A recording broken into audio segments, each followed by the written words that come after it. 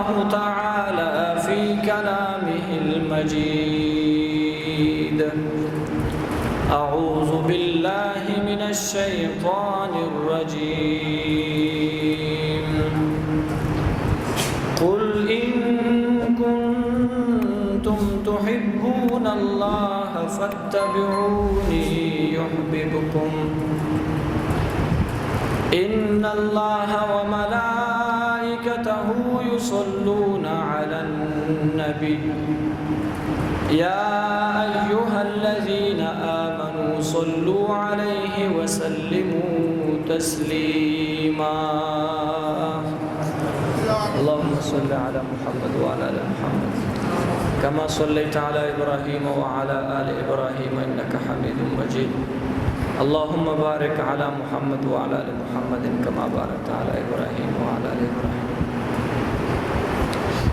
زمان محترم ومشرم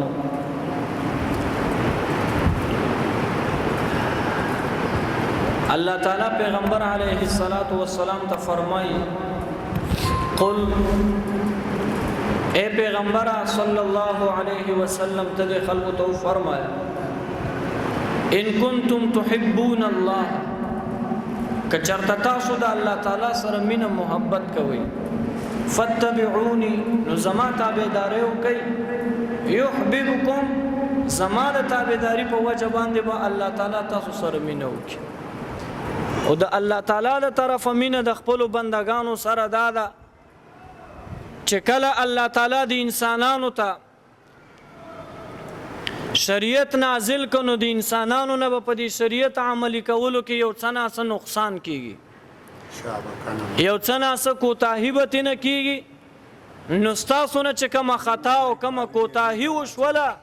الله تعالی به تاسو ته غستاسو خطا او تاسو هغه کوتاهی معاف کړي نو د پیغمبر علیه السلام اتباع د دې لپاره ضروری ده چې په دې باندې الله تعالی حکم کړي د پیغمبر علیه السلام اتباع د دې لپاره ضروری ده چې الله تعالی به زمونږه خطا معاف کړي او الله تعالی به زمونږه کوتاهی معاف کړي نو د پیغمبر علیه السلام تابعداري دا ټول شریعت ته اوس ټول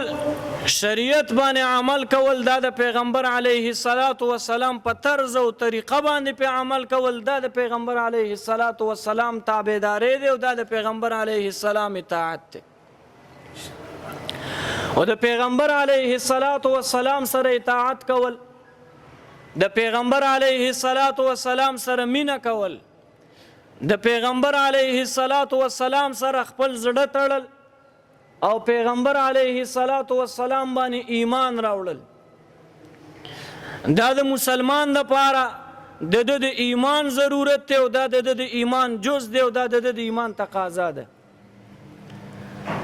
او چې موږ دعوه دا کوو چې د پیغمبر علیه السلام سره زموږ مینه ده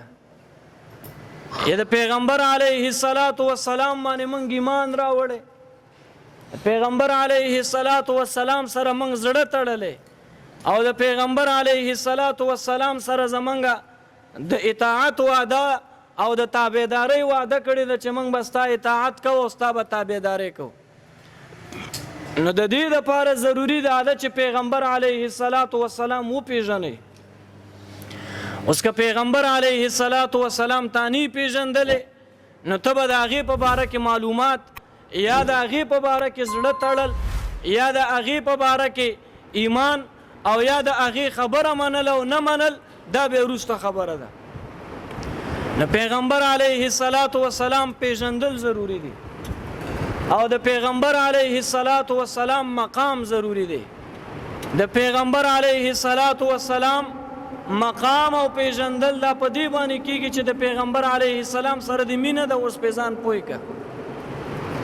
نو پیغمبر علیه السلام چې کله دی دنیا ته راغلی دا په دې میاشت کې راغلی دی دنیا ته چې دا کومه اوس شروع ده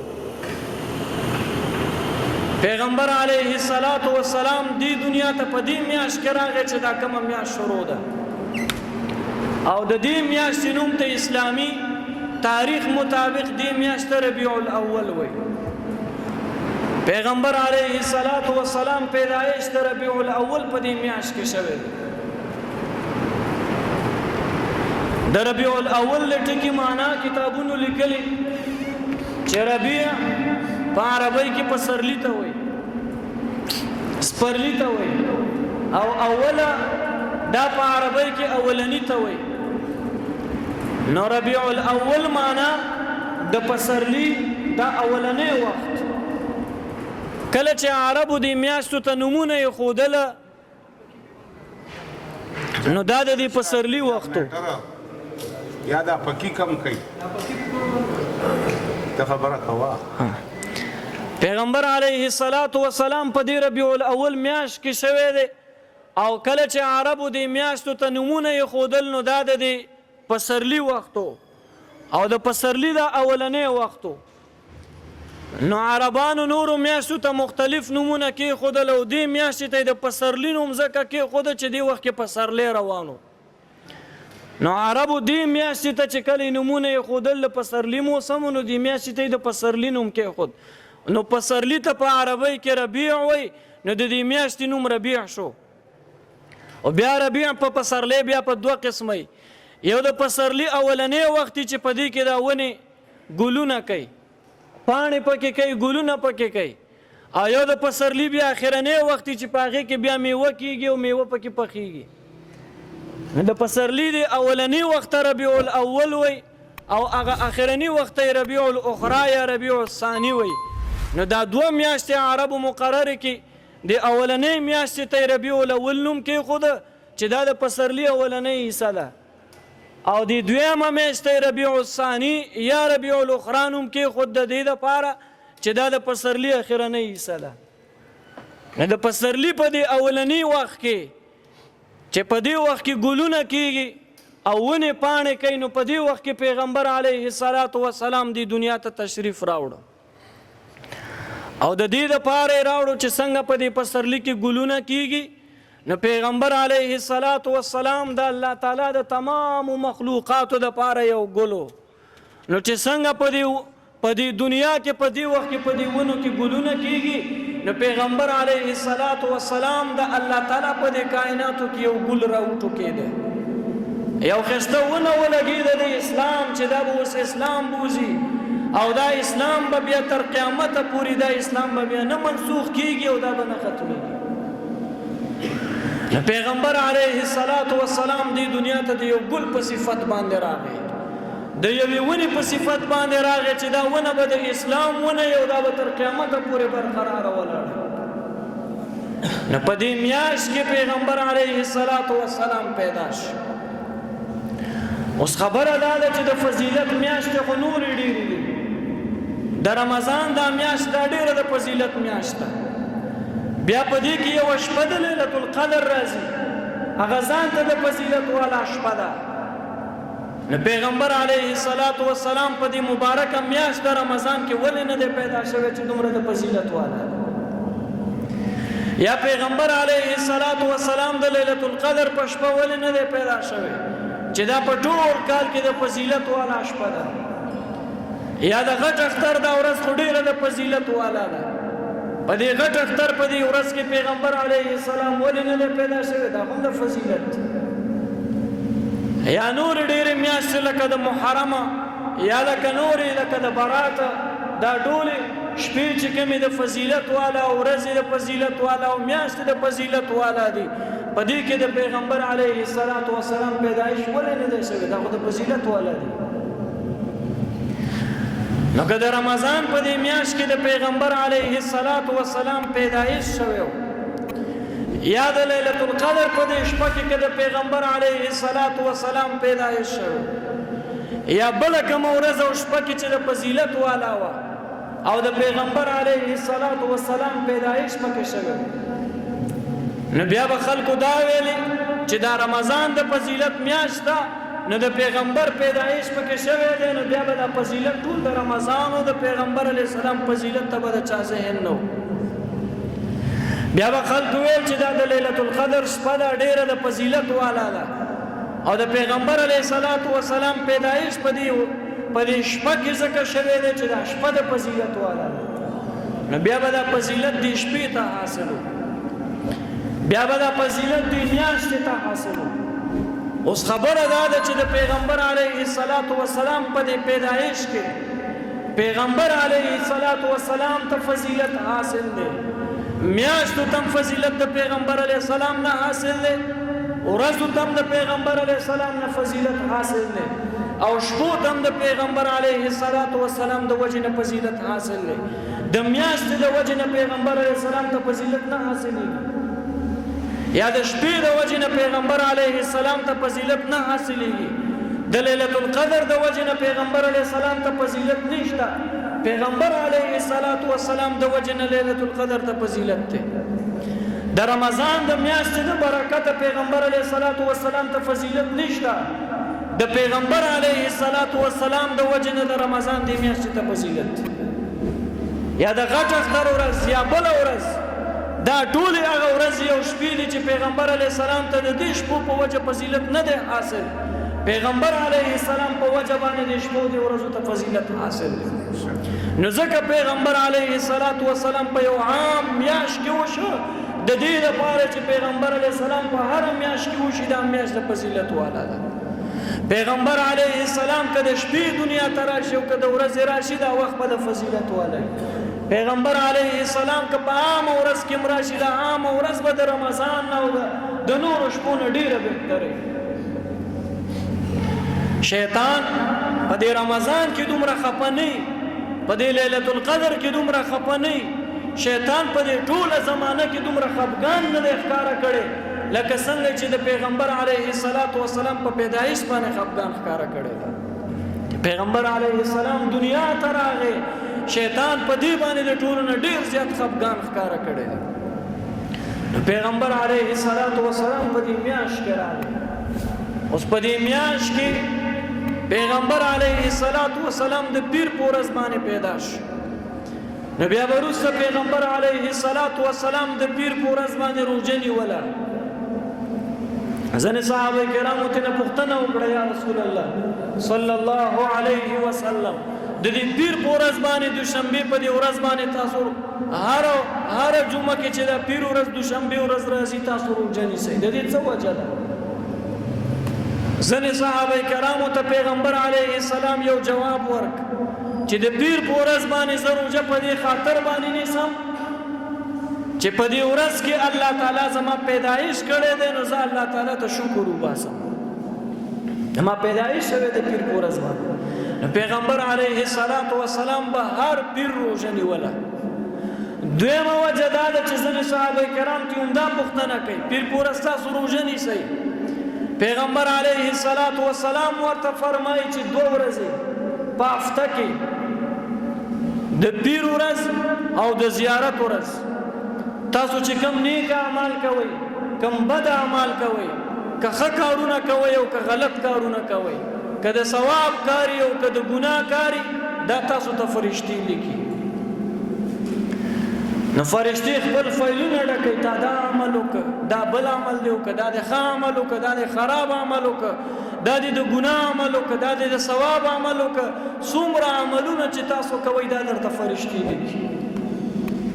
نو د پیر په ورځ باندې د مازیګر د مونځ نه وروسته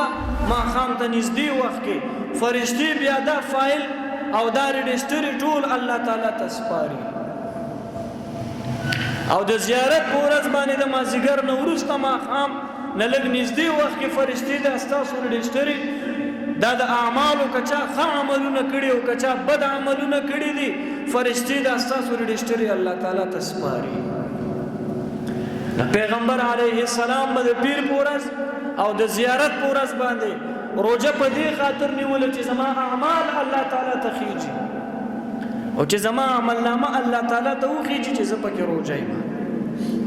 چې د پیر پورز زما عملنامه الله تعالی ته خيږي چې زما روزه یم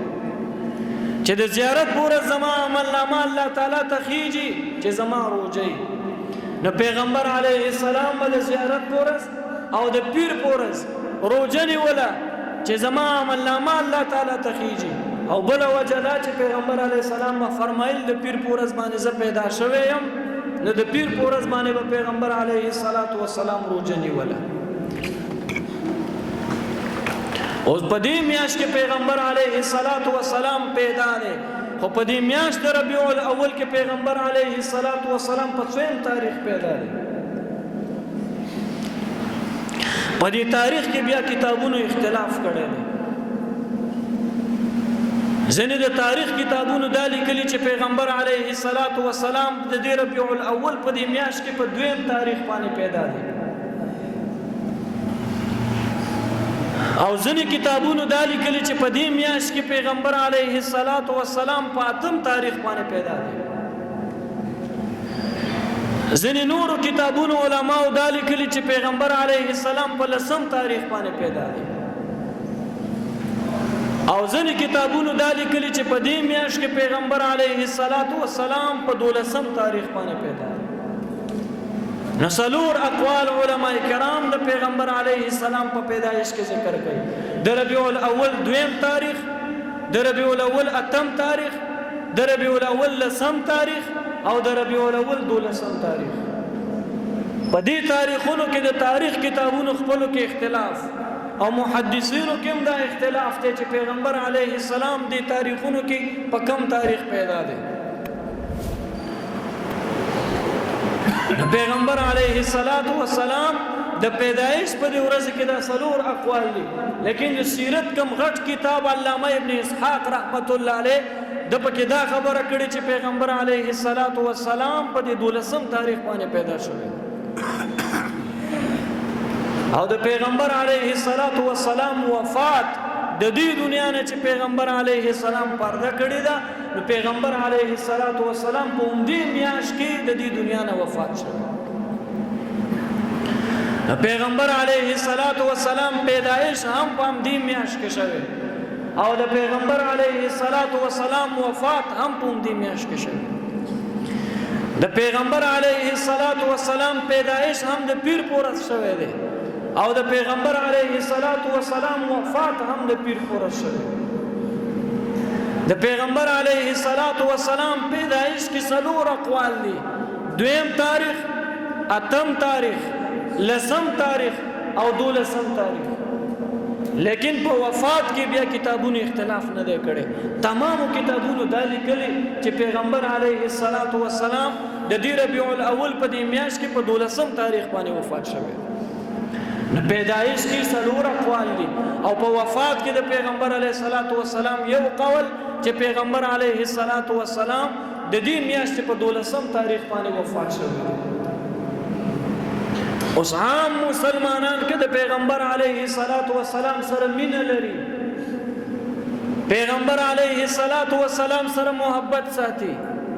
پیغمبر علیه السلام سره عقیدت ساتي، پیغمبر علیه السلام تابعداري او اطاعت کوي. اوس دا خلک په دې میاشت کې په دې 12 تاریخ باندې د پیغمبر علیه السلام د راتلو جشن مناوي او که د پیغمبر علیه السلام د وفات سوګ او غم مناوي. اوس کته پیغمبر علیه السلام په دې میاشت کې پیدا دی، موږ به خوشحالي وکړو، اختر به وکړو، جشن به وکړو چې په دې میاشت کې پیغمبر علیه السلام راغلی دی. او کنه په دې میاشت کې پیغمبر علیه السلام واپس وفات شوی دی، نو موږ به غم وکړو، موږ به ماتم وکړو.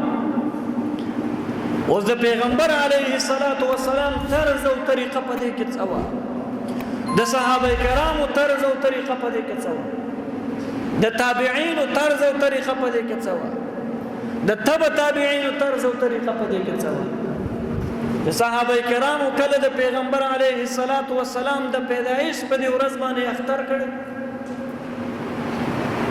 تابعینو د پیغمبر علیه السلام د پیدایش په دې ورځ باندې اختر کړي دي، یا صحابه کرامو د پیغمبر علیه السلام دې میاشت کې د وفات په دې ورځ باندې ماتم کړي، صحابه کرامو یا تابعینو د پیغمبر علیه السلام په دې میاشت کې د وفات په تاریخ باندې ماتم کړي دي، غم کړي دي، څه کړي دي. د پیغمبر علیه السلام د پیدایش په تاریخ باندې اختر کول، د پیغمبر علیه السلام د وفات په تاریخ باندې غم کول او ماتم کول، دا دوه صحابه کرامو نه خاص ورځ ورته متعین کړي دي او نه کړي دي. لہذا د پیغمبر علیه السلام د دې میاشتې سره نسبت د پیدایش هم راغلی او د وفات هم راغلی. نو که څوک د پیغمبر علیه السلام سره مینه محبت کوي، د دې جشن په ځای او د دې ماتم په ځای، د دې غم په ځای او د پیدایش په دې ورځې د خوشحالۍ په ځای باندې پکار دا ده چې د جشن مه کوه. پکار دا ده چې د پیغمبر علیه السلام سره ستا د اطاعت، ستا د تابعدارۍ وعده دوباره تازه کړي او د پیغمبر علیه السلام اطاعت وکړي. د پیغمبر علیه السلام اطاعت دا دی چې د هغه سنت عملي کړي. د پیغمبر علیه السلام اطاعت دا دی چې د هغه اخلاق خپل کړي.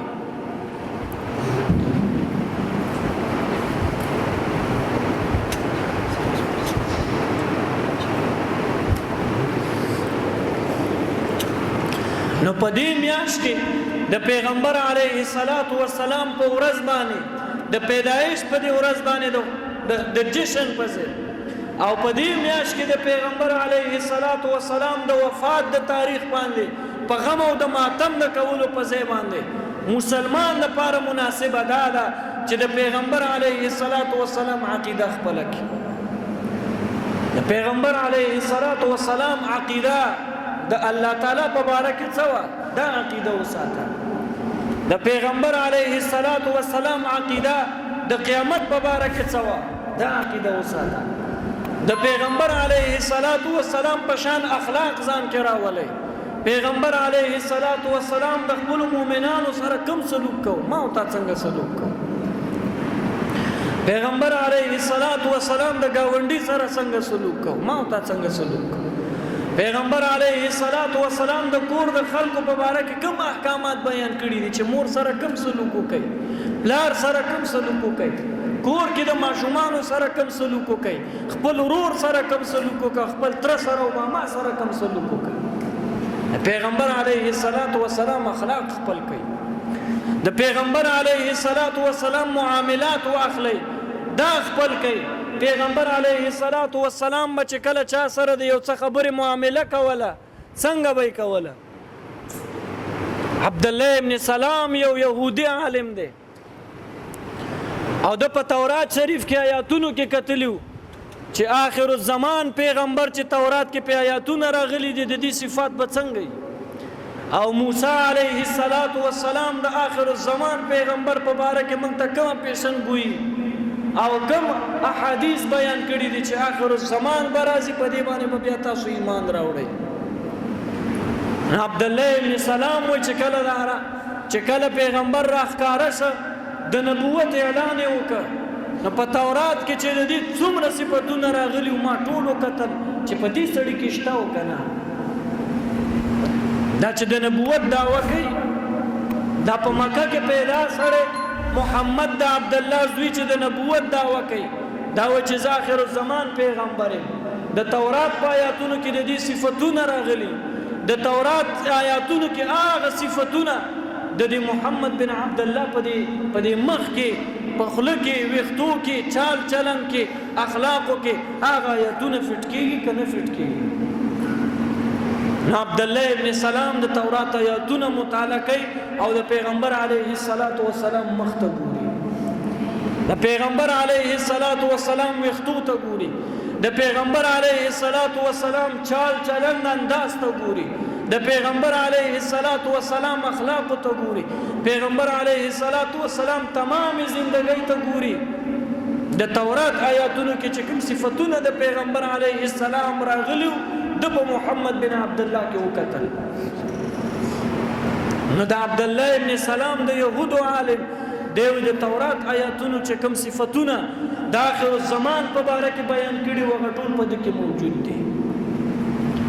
صرف دوه عادتونه چې په تورات کې د آخر الزمان په باره کې راغلي ما په دې کې نه دي کتلي. تورات شریف کې آیات ته چې آخر الزمان پیغمبر راشي نشانی پیدای چې دیو په معاملاتو کې چا سره د غوسی په ځای باندې نرمي کوي او دی محمد بن عبد الله کې دا صفت کې دي شي او ما پکې نه ده کتل، ما پکې نه. د تورات په آیات کې دا لیکل شوی دی چې محمد چې آخر الزمان پیغمبر کله راشي د کې به حلمي بردباری به پکې صبر به پکې دا خو ما په دې محمد بن عبد الله کې نه ده کتلې نه د تورات تمام صفاتونه په محمد بن عبد الله کې موجود دي دا دوه پکې نشته اوس په ایمان راوړم کې را نه وړم ځان سره فیصله دا وکړه چې د سره معامله وکړه او په دې معامله کې د محمد بن عبد الله د دوه صفاتونه معلوم کا کدا دوه صفاتونه پکې د تورات د آیاتونو مطابق د آخر الزمان پیغمبر دې په دې به ایمان راوړي او کدا دوه صفاتونه پکې نو بیا پیغمبر نه دې دروغ وایي معامله و سره وکړه پیغمبر علیه الصلاۃ والسلام ته کجوري واغسته په قرض باندې او د قرض د پاره عبد الله بن سلام ته نیټه ورکاو عبد الله بن سلام معامله نه کوي نه کجوري اخلي نه خرڅي دا سودا وسره دې د پاره کوي چې زه د اخلاق ګورم زه د غوسه ګورم زه د صبر او بردباری ګورم چې د تورات د آیاتونو په دې کې فټ کیږي کنه فټ کیږي نیټه وسره کې خدا عبد الله بن سلام د خپل نیټې نه مخ کې راغی او پیغمبر علیه الصلاۃ والسلام د گریوان نه ونی ول ورته وی قرض راکې کنه راکې پتا زما قرض دی کجوري می درکې او ورته پیغور ورکه چې تاسو د هاشم اولاد همیشه په قرض کې ټال مټول کوي تاریخونه ورکوي نن راشه او سبا راشه او راشه خلک ستړي کوي خپل قرضونه نه ورکوي دا دوه خبرې ده به اصول وکي حالانکه نیټه لا په سر پرته ده یو چا سره معامله وکړه لکه زبتا ته 2 میاشتې پس پیسې درکوم ته لس ورځې پس نشي ورتلې دا غور نشي واله شل ورځې پس هم نشي ورتلې میاشت پس هم نشي ورتلې کم تاریخ چې درکړې غو نورسته به ورس عبد الله بن سلام د نیټې نه مخ کې راغی نه یو خبره ده چې د نیټې نه مخ کې راغی دویمه خبره ده چې خبره په اصول نه کوي دا ډایرکټ گریوان نه ونیو پیسې راکې کنه پتا زما قرض دی او درېمه خبره دا وکړه چې پلار نکي وته یاد کړه چې تاسو بني هاشم په قرض کې همیشه ټال مټول کوي څنګه عمر رضی الله تعالی عنہ ناست عمر سے فرمایا یا رسول الله اجازه راکړه چې سر ته تلری کا ختم تورې کاش نه داسې وخوځه ولا چې ګوره سمجھ پیغمبر علیه الصلاۃ والسلام ورته فرماینا عمر تا ته پکار د چې قرض خواته چې دا چا قرض دی دته دا نصیحت وکړه چې بای په خپل ټیم راځي قرض کې چې د کوم تاریخ ورکړه دینه مخکې مرزه دته دا نصیحت وکړه چې زما او ستا په معاملې کې کوم تاریخ پروت دی غینه مخکې مرزه دویم ورته دا نصیحت وکړه چې د قرض غوښتو خپل طریقې ته ولې د سړی گریوانیس ته ولې ورته پلار نه کوي دا نصیحت ورته وکړه او قرضدار ته نصیحت ځان ورته کوي قرضدار ته نصیحت وکړه چې کوشش وکړي او سړی ته قرض مخکې ورکړي نیټه خو ضروری نه ده تا ورته میاش ورکړي ده نو کله میاش نه مخکې دی ورکړي نو څه چلوش مخکې ورکړي او پتا باندې قرض دی مخکې به خلاص شي نو هغه ته هغه نصیحت وکړه او ما ته دا نصیحت وکړه چې قرض مخکې ورکړه نو عمر هغه ته نصیحت وکړه ما ته نصیحت وکړه پیغمبر علیه الصلاۃ والسلام عمر سے تو فرمایل دنه ما کجوري راغستې دی ورسره ته کجوري ورکا څومره مقدار کجوري می چې دنه راغستې دی هغه ورکا او د مقدار کجورو نه علاوه نور کجوري ورکا زکه ته په دبانه غوسه وکا په دبانه ستاسو غوسه حق نه تاسو سره معاملې نه و ما سره تا په ولو غوسه تا چې په کوم غوسه وکړه د دې په مقابل کې به کجوري ورکې بس عمر سے پیغمبر علیه الصلاۃ والسلام فرمان روان شو وسره عبد الله بن سلام وسره روان دي لارې ته چې ورسېدل ورته وای عمر ودرېګا تورات کې په آیاتونو کې د آخر الزمان صفاتونه راغلي او ما د پیغمبر علیه السلام په مخ کې ټول او کتل چې د تورات آیاتونو همدغه سره یاد کړی دي چې د آخر الزمان پیغمبري دوه صفاتونه ما ته نو معلوم او یو سړی به غوسه کېږي که نه به غوسه کېږي دا د په تندي نه دي لیکلي دا د چا په مخ نه لیکلی شوي یو سړی به صبر او بردباري به کوي که به نه کوي دا د چا په تندي باندې نه لیکلی شوي په دې کې تا داسې اطاعت وکړه چې تا خپل دشمن ته هم معافي وکړه، تا خپل سر قاتل ته معافي وکړه. پیغمبر علیه الصلاۃ والسلام خلاف په دې کافرانو څومره منصوبې جوړولې، د قتل منصوبې جوړولې. حضور علیه الصلاۃ والسلام هغې ته اخلاق، پیغمبر علیه الصلاۃ والسلام هغې سره نرمي، پیغمبر علیه الصلاۃ والسلام د هغې سره چم گاوڼه، د پیغمبر علیه السلام هغې سره همدردي. دا معاشرت او د کلی زندگی ده. نو د پیغمبر علیه الصلاۃ والسلام اطاعت کول په دې معاشرت کې، که تاسو په معاشرت او په دې ټولو اسلام او د دین په معاملاتو کې د پیغمبر علیه الصلاۃ والسلام اطاعت وکړه، نو الله تعالی فرمایي ان کنتم تحبون الله، که چېرته تاسو د خپل الله تعالی سره مینه محبت کوئ، که تاسو وایئ چې موږ د الله تعالی حاصل کړو، کوي چې زه د الله تعالی وګټم، کوي چې الله تعالی دې زما شي، زه د الله تعالی نه کوم سوال کوم او الله تعالی زما سوال قبول کړي، زه د الله تعالی نه کوم شیز غواړم، جنت ته غواړم، مغفرت ته غواړم، د قبر د عذاب نه نجات، د جهنم د عذاب نه نجات ته غواړم، کته هر څه د الله تعالی نه غواړي او وی چې درې کې تحبون الله، که الله تعالی سره دا مینه کې، شرط پکې دا دی چې فتبعونی، پیغمبر علیه السلام ته الله تعالی فرمایي ته ورته وفرمایي چې زما تابعداري وکړي. نو د پیغمبر علیه السلام اطاعت کول، تابعداري کول چې دی وکړه، نو یحببکم الله. پیغمبر علیه السلام ته الله تعالی فرمایي ورته وفرمایه که چا د پیغمبر علیه السلام اطاعت وکړه یحببکم الله، الله تعالی به دې خلکو سره مینه محبت وکړي. اوس الله تعالی ما سره او الله تعالی به تا سره مینه محبت څنګه کوي؟ اوس په دنیا کې چې کله تا ته یو سړی ګران شي، یو سړی سره ستا مینه پیدا شي، یو سړی سره ستا یاري جوړه شي، اوس هماغه کس چې ته ورته رور وې، رور دې نه دی خو د رور په شان دوست دی، یو سړی دی ستا ملګری دی او مخلص ملګری دی، نو د هغې ستا سره مینه دا نه چې تاسو دواړه یو ځای ناستئ ګپ شپ کوئ. د دې د مینې مطلب دا دی چې که په ما مشکل راغی دی حل کوي، او که په هغې باندې مشکل راغی نو زه به سره ولاړ یم، که په هغې باندې حادثه راغله زه به سره ولاړ یم، که په هغې کور کې وفات فوتګي وشوله قبر ته به یې زه منډې وهم، که د هغې خوشحالي راغله زه به پکې ناست یم. مینه محبت دی ته وایي. نو الله تعالی به ما او تا سره مینه محبت څنګه کوي؟ الله تعالی به ما او تا سره مینه محبت داسې کوي که په موږ حادثه راغله خدای به ورته ساتي، زموږ یو مشکل کار راغی او به وایي الله تعالی ته الله زما مشکل کار دی، خدای به ستا دا مشکل ختم کړي. قیامت ورځ ده،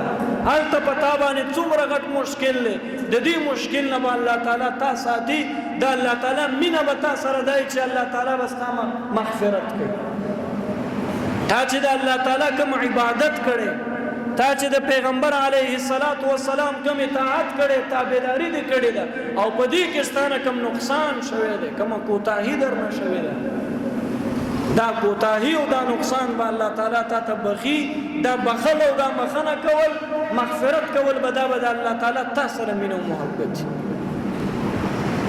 ځکه الله تعالی چې تا سره محبت کوي هغه به الله تعالی تا به خپل ګاونډ ته بوځي، تا به د خپل عرش سوري ته کښېنوي. چا سره چې الله تعالی مینه کوي هغه ته به الله تعالی د جهنم د عذاب د نجات ورکوي. نو الله تعالی به ما او تا سره مینه وکړي، خو شرط پکې دا دی چې پیغمبر علیه السلام ته فرمایي فتبعوني، پیغمبره دا خلک به ستا اطاعت کوي. نو د پیغمبر علیه السلام اطاعت دا د پیغمبر علیه السلام اطاعت نه دی، دا د الله تعالی اطاعت دی. الله تعالی فرمایي ومن یطع الرسول، که په تاسو کې هر یو مؤمن مسلمان د خپل پیغمبر علیه السلام اطاعت وکړي، د پیغمبر اطاعت کول فقد اطاع الله، دا د الله تعالی اطاعت. نو د حضور علیه السلام اخلاق خپلول، د پیغمبر علیه السلام عقیده خپلول، د پیغمبر علیه السلام معاشرات، د پیغمبر علیه السلام قدم په قدم زندگی، دا د مشرانو تاریخ ته. علامه قاسم نانوتوی رحمت الله علیه د دیوبند مدرسې استاد دی، د پسې انګریزان ګرځېدل وانټ ټوټې نیولو، نو قاسم نانوتی رحمت الله علیه 3 ورځې پټو 3 ورځې 3 شپې پټو 3 شپې 3 ورځې پس راووتو واپس منظر عام ته ګرځي ځنې مریدان ورته راغلل تاسو وانټډي انګریزان در پسې ګرځي نیسي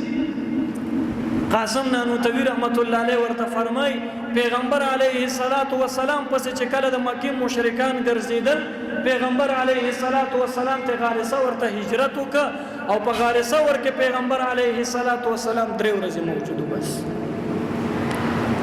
هغه نو وروسته بیا پیغمبر علیه الصلاۃ والسلام راوته دي ما په انګریزان ګرځي ما 3 ورځې بس پټوم بس 3 ورځې پټوم او پټوم په دې خاطر چې د پیغمبر علیه الصلاۃ والسلام طرز او طریقه پوری شي باقی راوته منظر عام ته د مرګ نسوک نشي پټې ده کته ناس ته پټو غار کې مرشي 3 ورځې د دې لپاره د پټو چې د پیغمبر علیه الصلاۃ والسلام د مکې د مشرکانو نه 3 ورځې په غار ثور کې او بیا راوته سنت تابعدار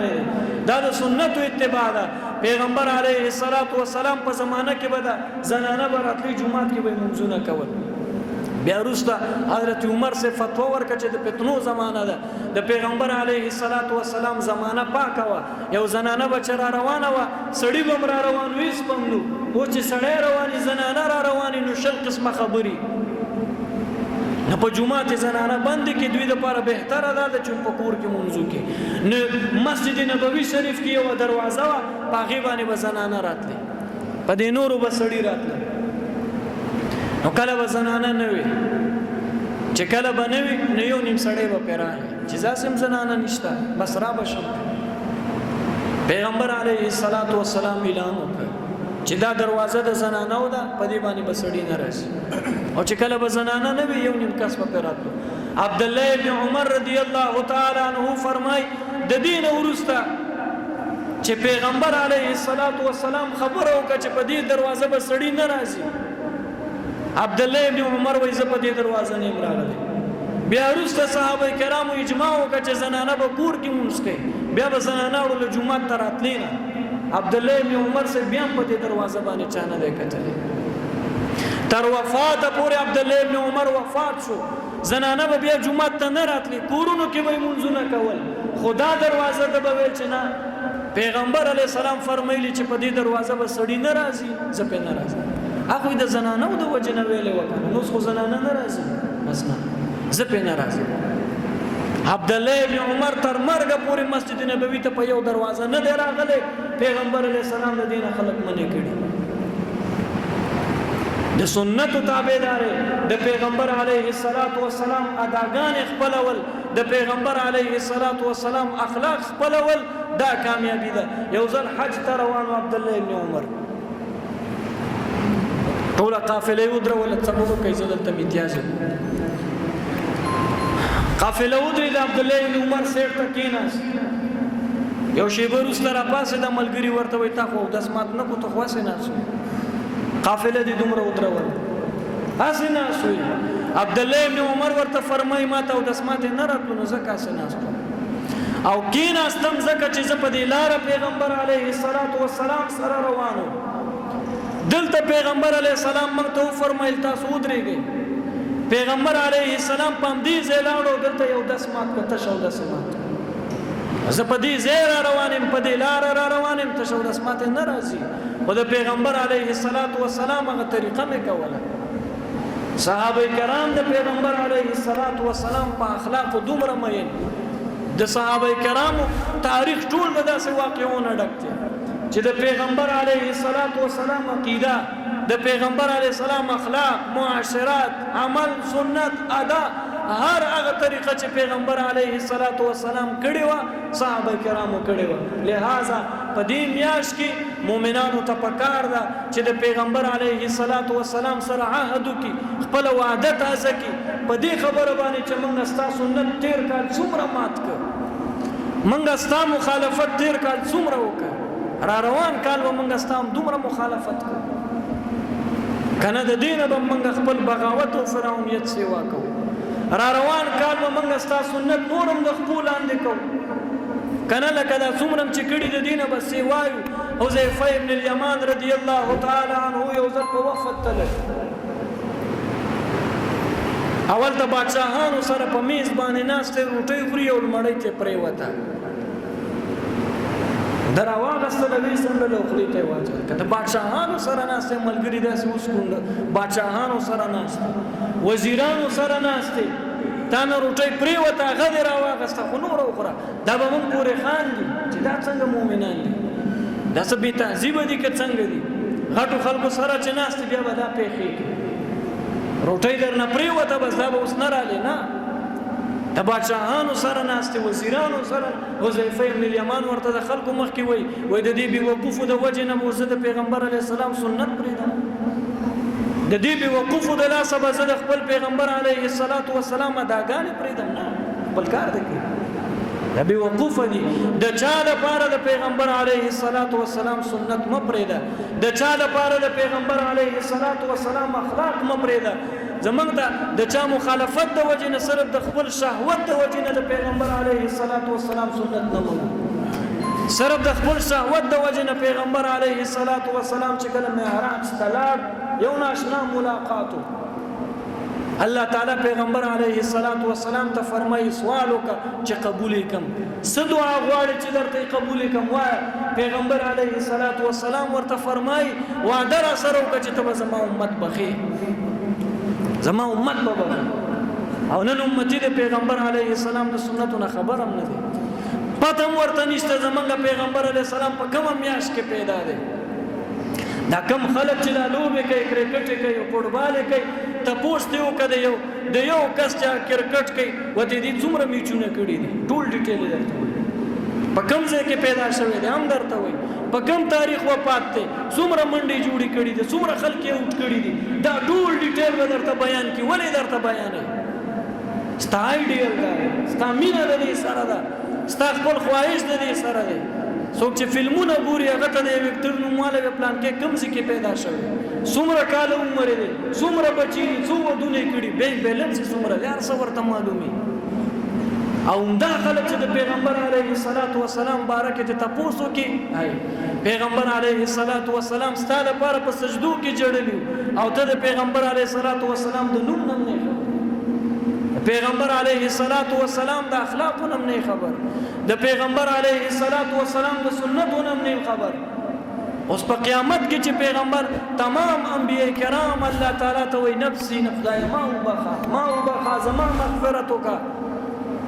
پیغمبر علیه السلام با الله تعالی تعالی فرمایي الله زما امت وبخا او امتین دا امتی ته نن پته نشته چې پیغمبر علیه السلام څو کال زندگی کړې و پیغمبر علیه السلام څومره ودونه د پیغمبر علیه السلام څومره بچیانو پیغمبر علیه السلام کله وفات شو پته هم چاته نشته یو پیغمبر چې ستاسو لپاره جاړي ستاسو غم جاړي او ته دا غینه خبر هم نه دا جفا نه ده د پیغمبر علیه السلام سره دا بی وفای نه او بیا داوی زمونږ ادا کو چې موږ د خپل پیغمبر علیه السلام سره مینه ساتو دا میاشت د ربیع الاول د پیغمبر علیه السلام د پیدایش میاشت د پیغمبر علیه السلام د وفات میاشت من مؤمنانو ته د پیغمبر علیه السلام سره د سنتو د عملی کولو یو د وعده ورځ د چې موږ پیغمبر علیه السلام سره وعده کو چې موږ بستا سنت عملی کو ستا اداګانې به مونږ ستا مطالبه کو تا نه وزن خبرو ستا په تاریخ باندې ستا په سیرت باندې به موږ ځان خبرو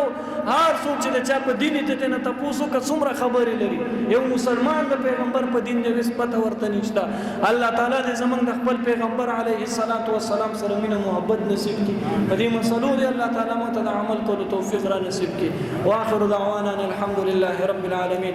ربنا تقبل منا انك انت السميع العليم